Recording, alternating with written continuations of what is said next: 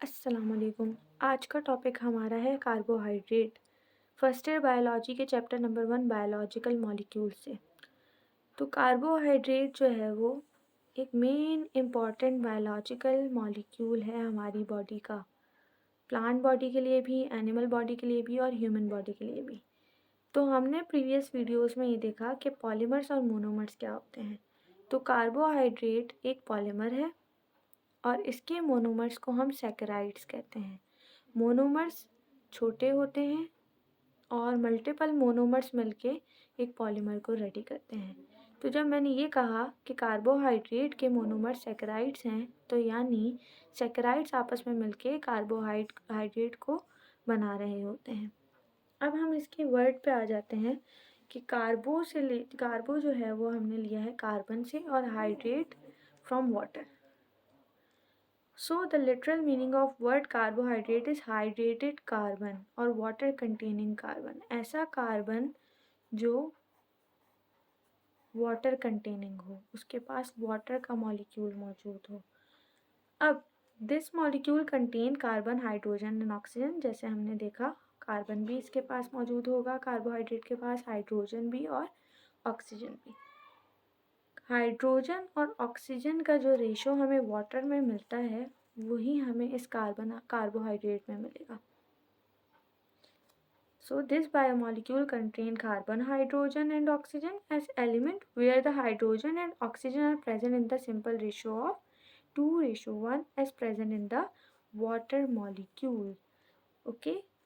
Number 3 point ये कहता है दे कैन बी अल्डिहाइड्स और कीटोन। अगर हम कार्बोहाइड्रेट के फंक्शनल ग्रुप को देखें तो अल्डिहाइड्स में carbon double bond oxygen carbonyl group कहते हैं।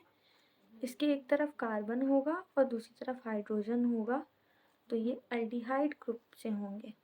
इनका फंक्शनल ग्रुप अल्डिहाइड होगा। और ये कीटोनिक भी होते हैं, यानी कार्बोनाइल ग्रुप के साथ एक तरफ कार्बन होगा और दूसरी तरफ भी कार्बन मौजूद होगा। तो कार्बोहाइड्रेट कैन बी अल्डिहाइड और कीटोन्स। ये इस तरीके के स्ट्रक्चर्स भी रखेंगे और ये वाले स्ट्रक्चर्स भी रखेंगे, कीटोनिक स्ट्रक्चर्स। नंबर 4 पॉइंट ये कहता है they are sweet in taste so called saccharum, saccharides और शुगर्स। इसको हम शुगर्स इसीलिए कहते हैं क्योंकि ये टेस्ट में क्या होता है, स्वीट। और यही सैकराइड्स जो हैं इसके मोनोमर्स कहलाते हैं। ये मल्टीपल मोनोमर्स आपस में मिलते हैं तो क्या बनाते हैं, कार्बोहाइड्रेट का मॉलिक्यूल बनाते हैं।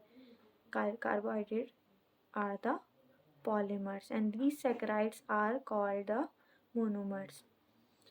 इनमें से मोस्ट ऑफ द कार्बोहाइड्रेट्स जो हैं वो वाटर में सॉल्यूबल हो जाते हैं and few are insoluble in water. फिर हम इस कार्बोहाइड्रेट का जनरल फार्मूला देखते हैं। जैसा कि हमने देखा कि इसके अंदर कार्बन भी मौजूद होता है, हाइड्रोजन भी मौजूद होता है और ऑक्सीजन भी मौजूद होता है। फिर हमें ये भी पता है कि हाइड्रोजन जो है, हाइड्रोजन और ऑक्सीजन जिस तरीके से वाटर मॉलिक्यूल में इनका रेशो होता है 2:1, इसी तरीके से कार्बोहाइड्रेट में भी मौजूद होगा। फॉर एग्ज़ाम्पल एन जो है वो होल नंबर कहलाएगा। फॉर एग्ज़ाम्पल जैसे मैं इस एन की जगह पे क्या रखती हूँ, 2 एंड देन यहाँ पे 2 मौजूद था एंड 2 ऑक्सीजन। तो ये किस तरीके से फॉर्मूला निकलेगा, C2H4O। ओके, तो ये आपका क्या होगा, फॉर ये एग्जाम्पल मैंने दी है सही। इसी तरीके से ये जनरल फार्मूला होता है CnH2nO। N is the whole number. This is the general formula for carbohydrates. अब कार्बोहाइड्रेट के मेन सोर्स क्या होते हैं, ये जो है बहुत एविडेंटली आपके जो है बॉडी में या लिविंग ऑर्गेनिज्म में आपको मिल जाएगा सही। Cellulose in cell wall of plant. Plant की जो सेल वॉल है वो सेल्यूलोज से बनती है और cellulose is a member of carbohydrate. Carbohydrate होता है सेल्यूलोज। स्टार्च जो है वो सीरियल ग्रेन्स में स्टोर होता है। एनिमल ग्लाइकोजन कहलाता है ये, सॉरी प्लांट ग्लाइकोजन कहलाता है ये स्टार्च जो है वो आपका। एंड शुगर कैन में ये आपके मेन सोर्स शुगर कैन होगी एंड पेपर होगी। फिर कार्बोहाइड्रेट की कुछ क्लासिफिकेशंस हैं, कुछ सैकराइड्स हैं आपके जो डिवाइड कार्बोहाइड्रेट को क्लासिफाइड किया हुआ है 3 ग्रुप्स में। 3 मेन ग्रुप्स हैं, मोनोसैकेराइड्स, ओलिगोसैकेराइड्स एंड पॉलीसैकेराइड्स। तो सबसे पहले बात करते हैं monosaccharides. What are the monosaccharides? तो ऐसे कार्बोहाइड्रेट के मॉलिक्यूल्स जो फर्दर हाइड्रोलाइज नहीं हो सकते, जो इतने छोटे हैं कि जिनको और जो है वो तोड़ा नहीं जा सकता सिंपल फॉर्म में, वो कहलाते हैं आपके मोनोसैकेराइड्स।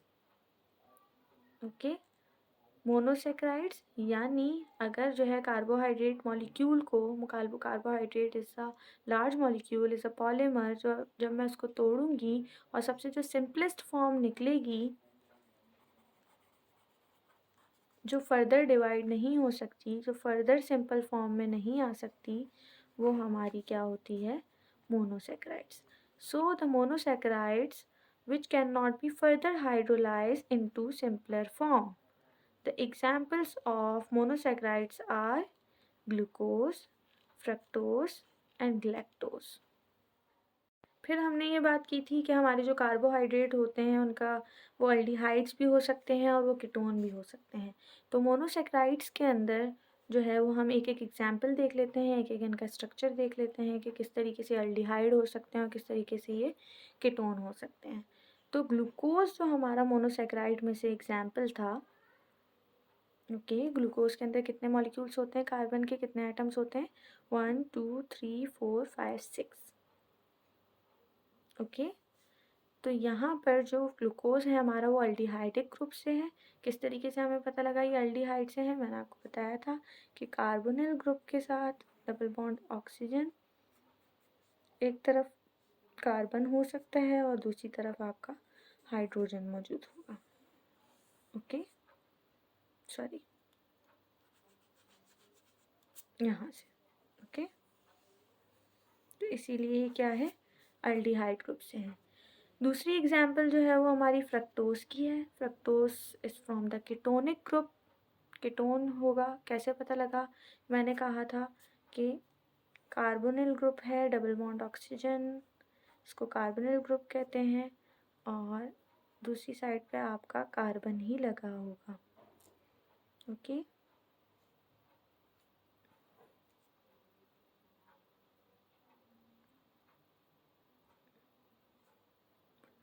यहाँ पर अगर मैं आपको दिखाऊं तो ये आपका कीटोनिक ग्रुप है। तो ग्लूकोज फ्रॉम द ग्लूकोज जो है वो अल्डिहाइड से होता है हमारा, और फ्रक्टोज जो है वो कीटोनिक होता है। बेसिकली ये जो अल्डिहाइड और कीटोन है ना, ये हम ऑर्गेनिक केमिस्ट्री के अंदर पढ़ते हैं। बायोकेमिस्ट्री में भी इसके स्ट्रक्चर्स पढ़ाए जाते हैं, लेकिन बेसिक्स जो होते हैं वो आपके ऑर्गेनिक केमिस्ट्री में ही होते हैं। तो मैंने थोड़ा सा आपको इंट्रो दे दिया है कि अल्डिहाइड आप कैसे पहचानोगे और कीटोन आप कैसे पहचानोगे, क्योंकि कार्बोहाइड्रेट के जो आपको स्ट्रक्चर्स मिलेंगे उसमें अल्डिहाइड्स भी होते हैं और कीटोन्स मॉलिक्यूल्स भी होते हैं। ओके, फिर मोनोसैकेराइड्स के हम प्रॉपर्टीज़ पे आते हैं कि मोनोसैकेराइड्स की प्रॉपर्टीज़ क्या हैं। इनके पास सिर्फ 1 शुगर मॉलिक्यूल होता है। ओके, हमने इनको कहा था कि सबसे सिंपल फॉर्म जो है कार्बोहाइड्रेट की, अगर मैं कार्बोहाइड्रेट मॉलिक्यूल को तोड़ूं, क्योंकि वो एक बड़ा मॉलिक्यूल है, तो सबसे छोटी फॉर्म, सबसे सिंपल फॉर्म जो निकलेगी वो मोनोसैकेराइड होती है। तो सबसे सिंपल फॉर्म के पास कितना कंटेन? Only 1 sugar molecule. तो इस मोनोसैकेराइड के पास सिर्फ 1 शुगर मॉलिक्यूल होता है। They are called सैकेराइड्स। सो हमने ये पहले ही देखा था कि स्वीट टेस्ट की वजह से हम इसको सैकेराइड्स का नाम देते हैं। तो they are sweet in taste, main source of energy and soluble in water. जैसे कि ग्लूकोज है, ग्लूकोज की अगर मैं एग्जांपल आपको बताऊं तो they glucose are easily soluble in water. फिर क्लासिफिकेशन ऑफ मोनोसैकेराइड्स हैं। ये अच्छा, पहले हमने पढ़ा कि कार्बोहाइड्रेट की हमने 3 क्लासिफिकेशंस की, तो 3 ग्रुप में डिवाइड किया गया था उसको, मोनोसैकेराइड, ओलिगोसैकेराइड एंड पॉलीसैकेराइड। तो फिर हमने फर्स्टली पढ़ा monosaccharide, they are the simple sugar molecule, they are the simple form of carbohydrate. Then monosaccharides के अंदर भी आपको क्या मिलेंगी? क्लासिफिकेशंस मिलेंगी। अब ये क्लासिफिकेशन किस बेस पे की गई है? कार्बन को देखते हैं, सही है, कि कितने number of carbon atom present हैं, तो उस बेस पे हम इसका नाम रख देते हैं। ओके, अब यहाँ पर सबसे पहले आपको क्या दिया हुआ है? ट्रायोज दिया हुआ है। ट्राई 3, यानी कितने आपके पास कार्बन होंगे यहाँ पर 3। अब यहाँ पर इन्होंने वही जनरल फार्मूला अप्लाई किया, CnH2nO, और अगर मैं यहाँ 3 लगा देती हूँ और यहाँ तो 3 2 6, ये ट्रायोस बन जाएगा। ओके, ये समझ में आया आपको जनरल फार्मूला जो मैंने पीछे आपको दिखाया था, CnH2nO। तो अब मोनोसेक्राइड्स के अंदर अगर कार्बन एटम 3 मौजूद हैं तो वो क्या कहलाएगा, ट्रायोस कहलाएगा। उसमें एक आपकी एग्जाम्पल दी हुई है ग्लाइसरोस की। तो ग्लाइसरोस आपके पास ऐसा मोनोसेक्राइड है जिसके अंदर कितने कार्बन एटम होंगे, 3 कार्बन एटम होंगे। फिर उसके बाद आपका आ जाता है टेट्रोस। टेट्रा का मतलब होता है 4, यानी आपको कितने कार्बन एटम्स मिलेंगे इसके अंदर, 4। तो इसकी एग्जाम्पल हमारे पास क्या है, राइथ्रोस। इसी तरीके से हम आते हैं नेक्स्ट पे, पेंटोस। पेंटा का मतलब होता है 5, तो यहाँ पर आपको 5 मिलेंगे। हाइड्रोजन डबल हो जाते हैं 10। और जो है इसके अंदर आपको एग्जांपल मिलेगी राइबोस। राइबोस आपको आगे आप चैप्टर्स में पढ़ोगे डीएनए आरएनए, तो वहाँ पर राइबोस शुगर नाम के आपको जो है वो कार्बोहाइड्रेट या मोनोसेक्राइड आपको मिलेगा। तो इसका बहुत जो है बार बार ये आपको पढ़ाया जाएगा, राइबोस शुगर, पेंटोस शुगर। तो उसको पेंटोस शुगर भी कह रहे होते हैं, पेंटोस शुगर की एग्जाम्पल में ही राइबोस आता है। तो आप आगे जाके डीएनए और आरएनए में जो है ज़्यादा अच्छे से इसको देखोगे। फिर आपका आता है हेक्सोस। हेक्सा का मतलब होता है 6, तो 6 कार्बन आइटम्स होंगे। इसके अंदर आपकी दो मेन एग्जाम्पल है, ग्लूकोज एंड फ्रक्टोज। दोनों के अंदर 6 कार्बन आइटम्स होते हैं। एक जो है वो अल्डिहाइड है और दूसरा कीटोनिक ग्रुप लगता है। हैप्टोस, हैप्टा फ्रॉम 7, तो कार्बन आइटम कितने होंगे आपके पास, 7 होंगे। तो ये आपका क्या नाम, इसके अंदर जो आपकी एग्जाम्पल आती है वो ग्लूकोहेप्टोस की आती है। सही। तो हमने जो है वो classification of monosaccharide is based upon the number of carbon atoms. अगर 3 कार्बन है तो ट्रायोस, एंड 4 तो टेट्रोस, और फिर पेंटोस। उसके अंदर आपको एग्जांपल्स याद करनी होंगी कि ट्रायोस हमारे पास ग्लाइसरोस होता है ट्रायोस के कैटेगरी में, टेट्रोस की कैटेगरी में राइथ्रोस, एंड पेंटोस की कैटेगरी में राइबोस, एंड सो ऑन।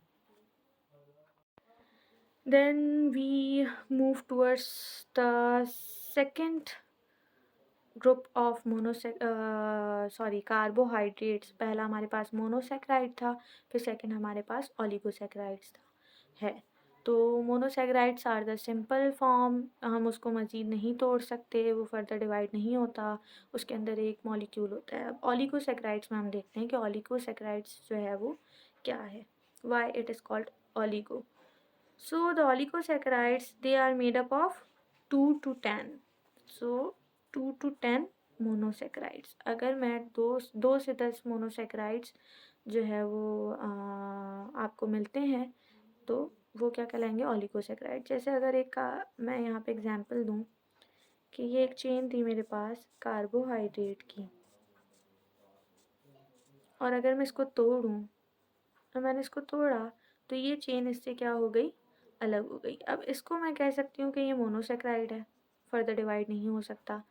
और ये कितने हैं, 1 2 3 मोनोसेक्राइड्स आपको यहाँ पे मिल रहे हैं। 2 to 10 हमें मिल सकते हैं, तो 3 हमें मिल रहे हैं, तो 3 को मैं कह सकती हूँ कि दे आर कॉल्ड ओलिगोसेक्राइड्स। अगर कोई भी कार्बोहाइड्रेट चेन तोड़ने पर मुझे 2 to 10 मोनोसेक्राइड्स मिलते हैं तो दे आर कॉल्ड ओलिगोसेक्राइड्स। दूसरी बात ये कि इसका पहला पार्ट तो ये कह रहा था इसकी डेफिनेशन का कि अगर हमें कार्बोहाइड्रेट हम तोड़ेंगे तो हमें 2 to 10 मोनोसेक्राइड्स मिलेंगे। ओके, तो दूसरा पार्ट ये कह रहा है दी कैन बी हाइड्रोलाइज। अगर मैं मोनोसेक्राइड से इसको कंपेयर करूँ तो monosaccharides are not can not be hydrolyse. वो हाइड्रोलाइज नहीं हो रहे थे फर्दर, क्योंकि एक ही आपके पास सिंपल मॉलिक्यूल था, उसको आप हाइड्रोलाइज, शुगर के उस मॉलिक्यूल को आप और सिंपल फॉर्म में नहीं ला सकते। लेकिन यहाँ पर अब जैसे मैंने एग्जांपल दिए कि ये मोनोसेक्राइड आपका अलग हो गया, लेकिन अब ये ओलिगोसेक्राइड्स कहला रहे हैं, तो इसको मैं मज़ीद हाइड्रोलाइज कर सकती हूँ। अब मैं इसको फर्दर हाइड्रोलाइज करूँगी तो यहाँ पे मेरे पास और एक और मोनोसेक्राइड, देन 2, देन 3, इस तरीके से ये चेन टूटेगी। सही है। तो ओलिगोसेक्राइड आपको कितने मॉलिक्यूल दे सकते हैं, 2 to 10 मोनोसेक्राइड्स के मॉलिक्यूल्स दे सकते हैं, कि चेन दे सकते हैं। अच्छा, इसके अंदर बहुत ओलिगोसेक्राइड के अंदर एक बहुत इम्पॉर्टेंट जो है वो टाइप आती है जिसको हम क्या कहते हैं, डाइसेक्राइड। तो di is from 2, It is the most important type of oligosaccharide. It is made up of two monosaccharides. डाइसैक्राइड्स यानी टू मोनोसैक्राइड्स. एग्जाम्पल्स हैं इसके अंदर माल्टोस. अच्छा, फ्रूट्स के अंदर जो शुगर होती है वो माल्टोस कहलाती है. मिल्क के अंदर जो शुगर होती है या कार्बोहाइड्रेट का मॉलिक्यूल होता है वो आपका लैक्टोस कहलाता है. फिर आपका क्या होगा कि शुगर कैन के अंदर, गन्ना जैसे हम कहते हैं, उसके अंदर जो शुगर होगी वो सक्रोज कहलाती है. अब डाइसैक्राइड की अगर मैं आपको फर्दर एग्जांपल यहाँ पे समझाऊँ तो ये है कि अगर ग्लूकोज का मॉलिक्यूल दूसरे ग्लूकोज के मॉलिक्यूल के साथ बॉन्ड बना लेता है तो वो माल्टोस प्लस H2O माल्टोस तैयार करेगा. Maltose is a fruit sugar, fruits के अंदर पाई जाती है. कैटेगरी किस कैटेगरी में आ रही है? ओलिगोसैकेराइड की most important category, most important type disaccharide में. डाइसैकेराइड क्यों कह रहे हैं? दो सैकेराइड्स मिल रहे हैं, दो सैकेराइड्स ने बॉन्ड बनाया और एक नया जो है वो ओलिगोसैकेराइड या डाइसैकेराइड बना दिया, maltose. Then glucose and galactose अगर आपस में बॉन्ड बना लेंगे तो लैक्टोज प्लस वाटर मॉलिक्यूल.